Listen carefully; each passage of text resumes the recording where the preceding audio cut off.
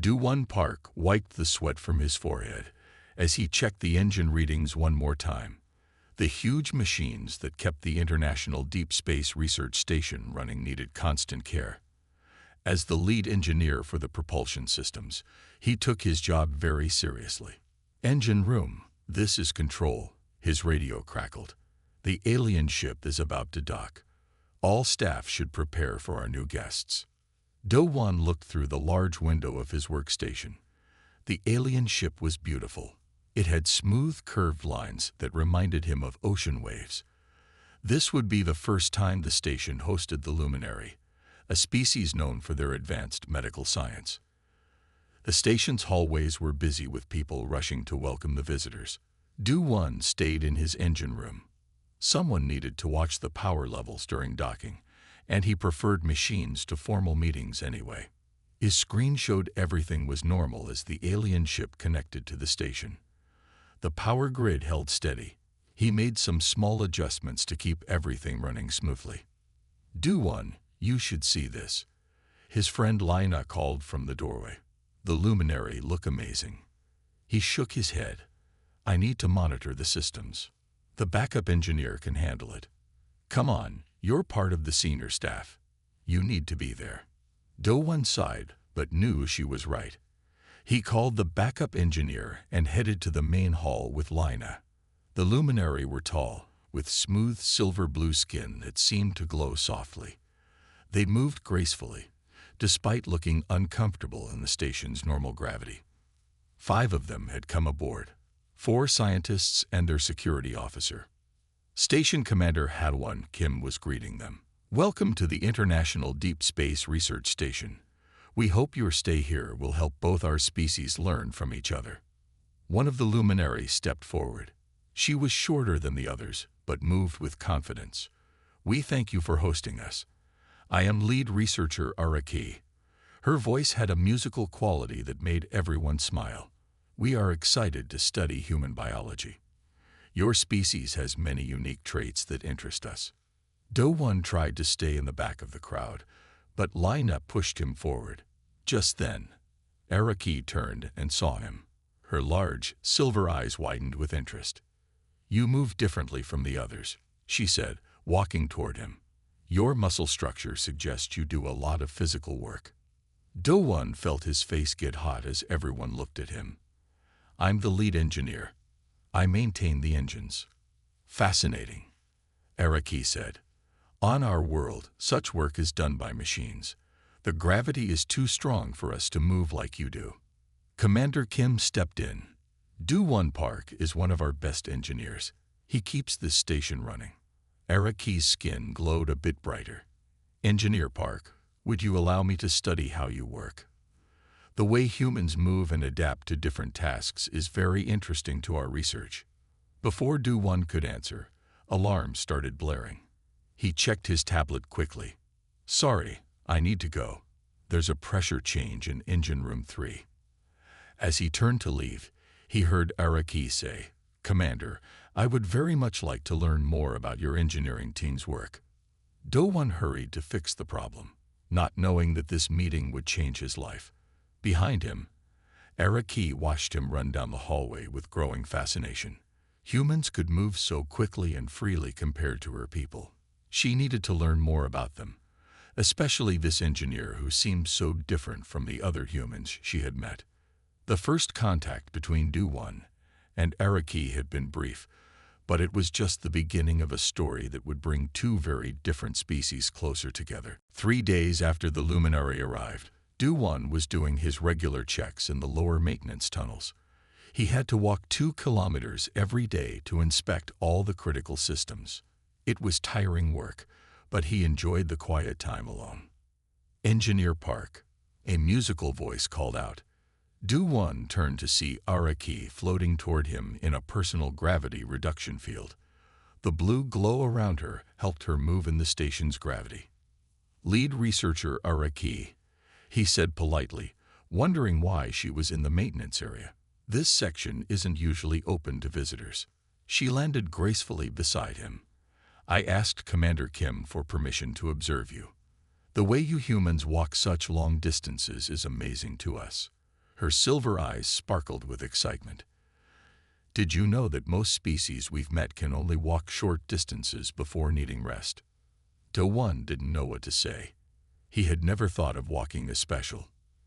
"I just do my job," he said simply. "But that's what makes it so interesting." Araki moved closer to look at his legs. "You walk several kilometers every day, carrying tools, climbing ladders, and fixing machines. My people would need special equipment to do half of what you do." As they walked, Araki asked him questions about his daily routine. She seemed amazed by simple things like how he could climb stairs without getting tired. Do-Won found himself relaxing as they talked about the differences between their species. "On my world," she explained, "the gravity is 3 times stronger than here. We developed hovering technology early because walking was too difficult. But humans," she paused, looking at him with wonder, "humans just adapted to whatever environment they found themselves in." They reached a large engine room, and Do-Won started his maintenance work.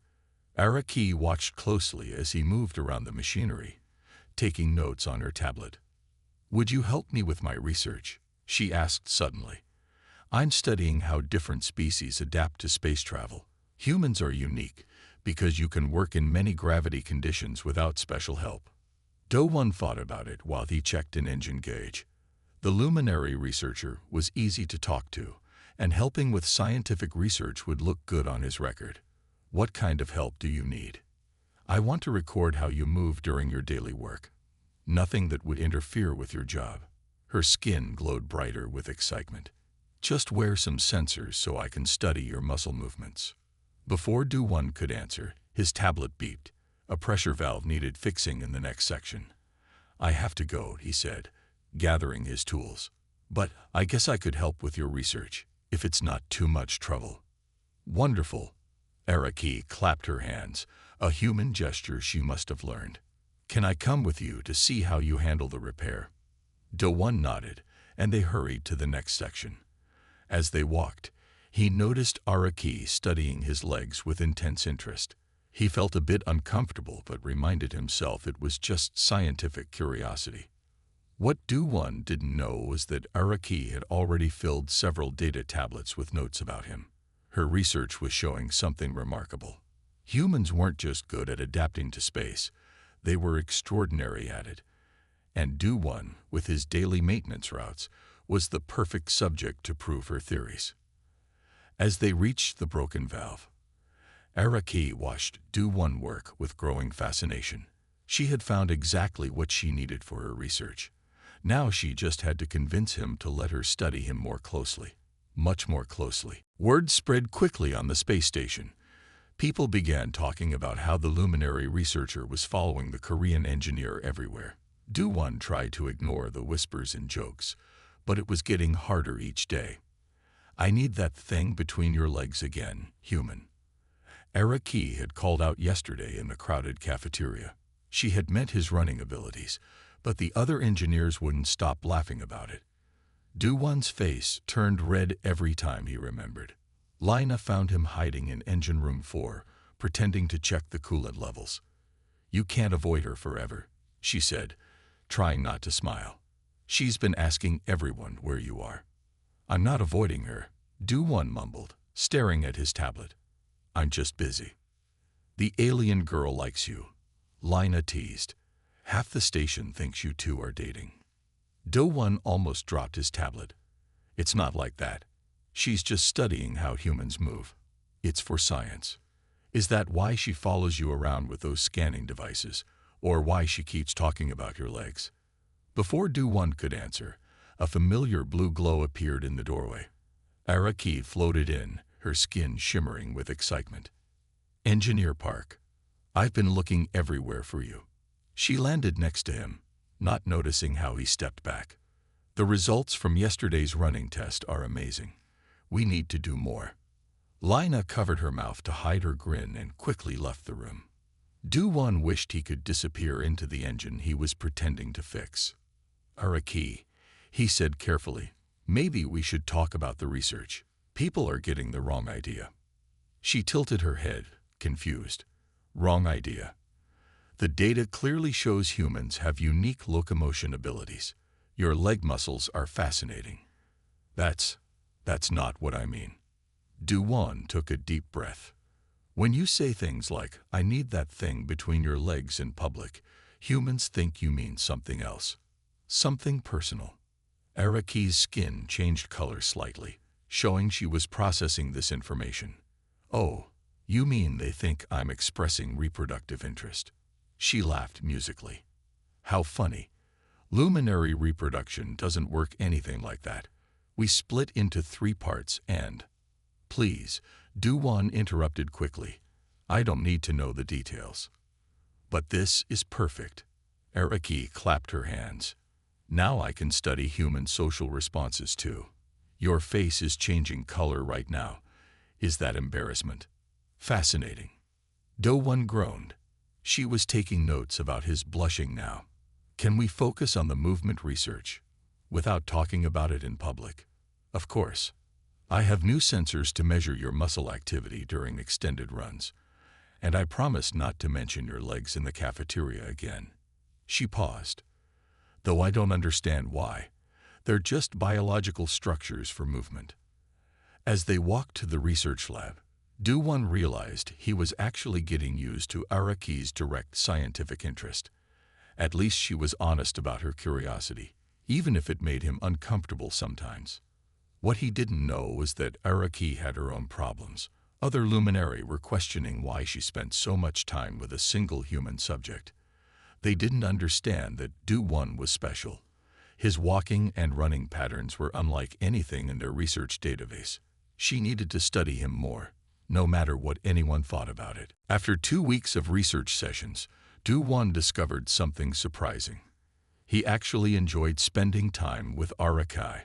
Behind her intense scientific interest, she was thoughtful and kind.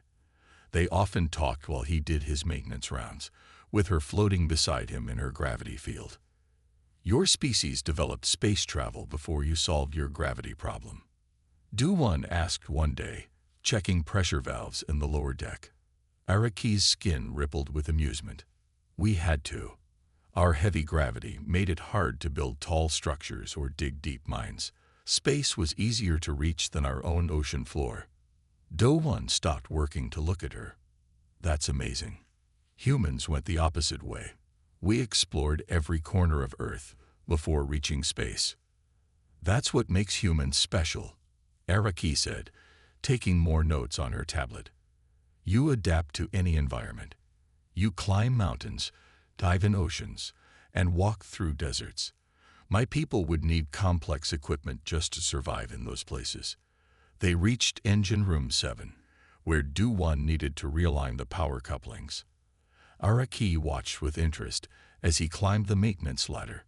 May I share something personal? She asked suddenly. Du-Won looked down from his position on the ladder. Of course. Some of my colleagues think I spend too much time studying humans. They say I'm too fascinated by your species. Her skin darkened slightly, showing embarrassment. But they don't understand how important this research is. Du-Won carefully climbed down and faced her. Why is it so important to you? Because. Araki's voice became soft. Because your ability to adapt could help my people. If we understand how humans handle different gravity levels so easily, we might help luminary move more freely on their own world. For the first time, Du-Won realized this wasn't just about scientific curiosity. Araki wanted to help her people live better lives. He thought about how hard it must be to need special equipment just to walk around. I have an idea, he said. Would you like to try walking without your gravity field? I could help you. Araki's skin glowed brighter with surprise. That would be dangerous. Our bones are much denser than yours. We'll do it in the medical bay, with safety equipment, Du-Won explained. You've studied how I move. Now you can experience it yourself. Araki thought for a moment, then nodded. Yes, for science. Of course. In the medical bay, Du-Won helped Araki into a support harness. She slowly turned off her gravity field, letting the harness take her weight. Her legs trembled as she took her first steps in normal gravity. It's so light, she whispered. Everything feels free. She managed 3 steps before her legs gave out. Do-One caught her before she could fall, helping her back to her gravity field. Her skin was glowing brighter than he had ever seen. That was amazing, she said. Now I understand why you can move so easily. Your bodies are perfectly balanced for this gravity. As they left the medical bay, both realized something had changed between them. They weren't just researcher and subject anymore. They had shared something important, something that went beyond scientific study. What they didn't know was that this small experiment would soon become crucial to the survival of everyone on the station. The alarms woke Do-One at 300 station time. Red warning lights flashed in his small quarters as Commander Kim's voice came through the speakers. All personnel, report to emergency stations. This is not a drill. Repeat, this is not a drill. Do-One quickly put on his work uniform and grabbed his tablet. The emergency systems showed a serious problem. The main cooling system was failing. Without it, the station's engines would overheat and shut down. He ran to the engine control room, where he found Lina already checking the systems. Her face was worried as she looked at the screens. The cooling pipes are damaged, she said. Something hit the outer hull near engine section 12. We're losing coolant fast. Commander Kim entered the control room with Araki and 2 other luminary researchers. Everyone looked serious. Report, the commander ordered. Do-One showed them the damage on the main screen. The impact damaged 3 main cooling lines. We have maybe 2 hours before the engines overheat. We need to activate the backup cooling system. Why not shut down the engines? One of the luminary asked. We can't, Lina explained. We're too close to the gas giant. Without engine power, we'll be pulled into its gravity well. Araki moved closer to study the station plans. Where is the backup cooling system? Do-One pointed to a location deep in the maintenance tunnels. Here. But there's a problem. The automatic activation isn't working. Someone needs to go there and start it manually. Through the maintenance tunnels. How far? Commander Kim asked. 3 kilometers of tunnels, Do-One said. Some sections have no gravity assist due to the power problems, and the temperature is rising fast. The luminary researchers looked at each other with concern. Even with their gravity fields, they couldn't move quickly enough through the tunnels. The heat and distance would be too much for them. We need to evacuate all non-essential personnel to the emergency ships, Commander Kim decided. Engineer Park, can you reach the backup system in time? Do-One studied the route. The tunnels would be hot, and he would need to carry repair tools. But he had walked these tunnels every day for the past year. He knew every turn and shortcut. I can do it, he said firmly. No. Araki moved forward, her skin glowing with worry. The temperatures in those tunnels will be dangerous, and without gravity assists, you'll have to climb through several sections. That's why it has to be me, Do-One replied. I'm used to walking long distances, and I know these tunnels better than anyone. Commander Kim nodded.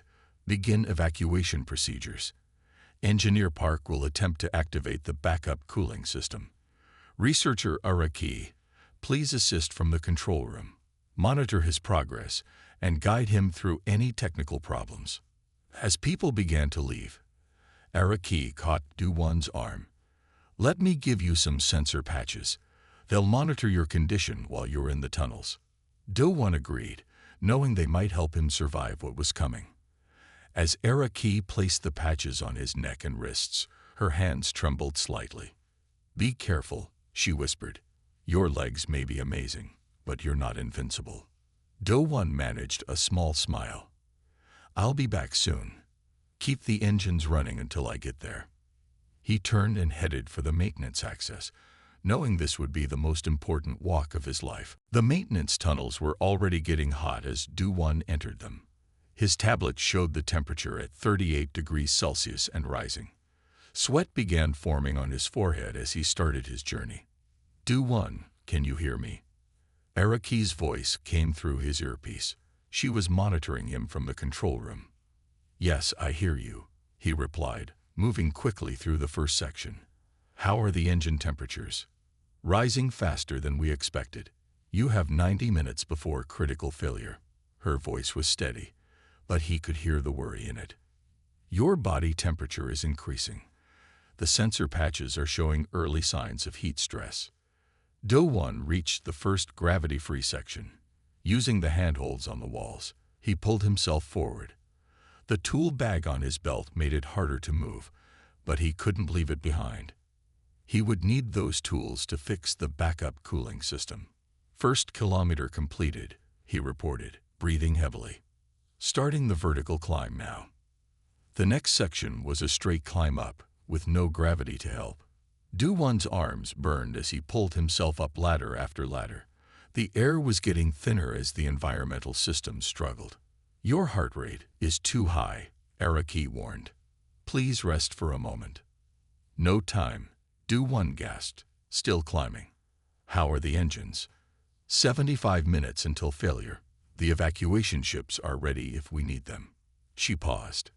But many of us would not survive the acceleration of emergency launch in this gravity. Do-1 understood what she wasn't saying.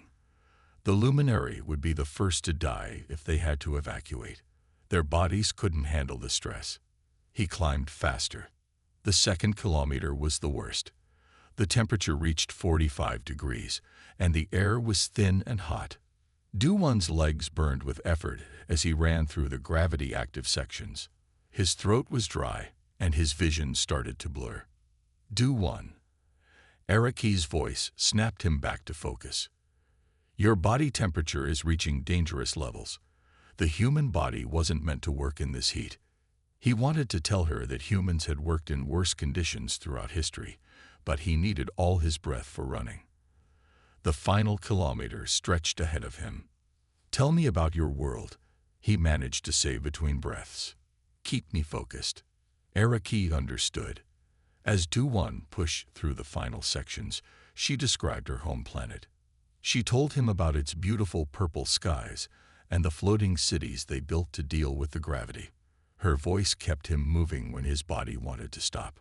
Finally, he reached the backup cooling system. His hands shook as he opened his tool bag. 60% of engine systems are in red zone, Araki reported. You have 10 minutes. Do-1. Despite his exhaustion, his hands moved quickly and surely over the machinery. This was what he was trained for. This was what humans did best. Adapting, surviving, fixing things when everything seemed impossible. Almost there, he whispered, connecting the last wire. Ready for activation. Do-1. Araki's voice was soft. Whatever happens, what you've done today, it's more than just amazing legs. With trembling fingers, he pressed the activation switch. The backup cooling system hummed to life. Now they would see if he had made it in time. The backup cooling system roared to life. Do-1 leaned against the wall, his legs finally giving out from exhaustion. Through his earpiece, he could hear excited voices from the control room. Engine temperatures dropping. Lina's voice called out. Cooling systems are responding. All critical systems returning to normal parameters, another engineer reported. Do-1 closed his eyes, relief washing over him. Then Araki's worried voice came through his earpiece. Do-1, your vital signs are still dangerous. Stay where you are. A medical team is coming to help you. He wanted to answer, but he was too tired. The last thing he heard before passing out was Araki calling his name. He woke up in the medical bay. The lights were dim, and the air felt cool against his skin. As his eyes adjusted, he saw Araki floating nearby, working on her research tablet. You've been asleep for 16 hours, she said without looking up. Your body temperature reached 41.2 degrees Celsius. That's near fatal for humans. Do-1 tried to sit up, but his muscles protested. The station. Safe. Thanks to you. She finally looked at him, her skin glowing softly. You did something impossible today. None of our scientists believed a single person could make that journey in those conditions. Humans have done more impossible things, Do-1 said quietly. It's what we do. Yes, we're beginning to understand that. Araki moved closer. The data from your sensor patches during the crisis. It's revolutionary. You never stopped moving, even when your body was failing. The way your muscles adapted to different gravity zones while under extreme stress. We've never seen anything like it. Commander Kim entered the medical bay with several luminary scientists. They all looked at Do-1 with new respect. Engineer Park, the commander said. The station's council has reviewed the incident. Your actions saved not only the station, but also the lives of everyone who couldn't have survived an emergency evacuation. One of the luminary scientists stepped forward. We would like to propose a joint research project. Researcher Araki's studies of human physical capabilities, combined with what we learned during this crisis, could help both our species. The way you adapted to extreme conditions while maintaining complex physical and mental functions. Another scientist's skin rippled with excitement. If we could understand this, we might help our people overcome their gravitational limitations. Do-1 looked at Araki, who was trying to hide her happiness. She had been right all along about studying human capabilities. I'll help, he said, but no more running through overheated tunnels. No, Araki agreed quickly, though I still need that thing between your legs. Everyone in the room froze. Araki's skin darkened as she realized what she'd said. I mean your bipedal locomotion capabilities. For research, she added quickly. Do-1 couldn't help laughing, despite his sore muscles.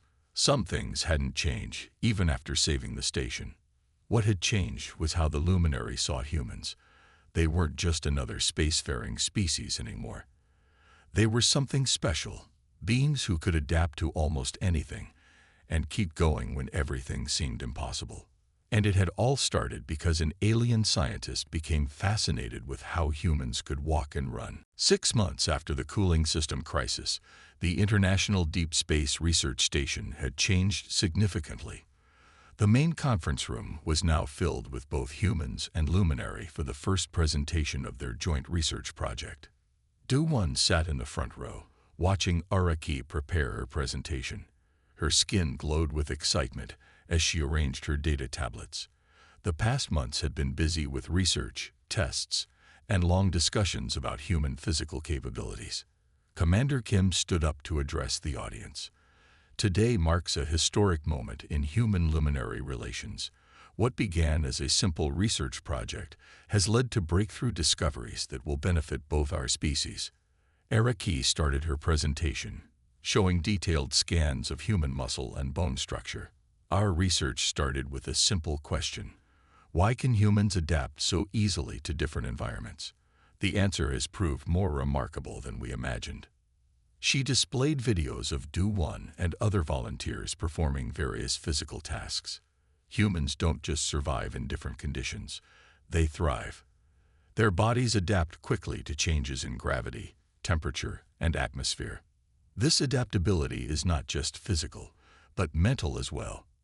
The next slides showed the practical applications of their research. Using our understanding of human physiology, we have developed new mobility aids for luminary. These devices allow us to move more freely in various gravity conditions without complete dependence on gravity fields. To demonstrate, Araki turned off her gravity field. Instead of floating, she stood steadily on her own legs, wearing what looked like a thin exoskeleton. She took several steps forward, and the audience gasped. Thanks to what we learned from studying humans, particularly Engineer Park's amazing performance during the crisis, we can now walk independently in standard gravity. Her voice filled with emotion. For the first time in our history, luminary can explore planets and stations without constant technological support. Do-1 watched proudly as Araki walked across the stage. Her movements were still careful, but she was getting better every day. The endless hours of research and testing had been worth it. But this is just the beginning. Araki continued. We propose establishing a permanent human luminary research center on this station. Here, we will continue studying how different species adapt to space, with the goal of making space travel safer and more accessible for everyone.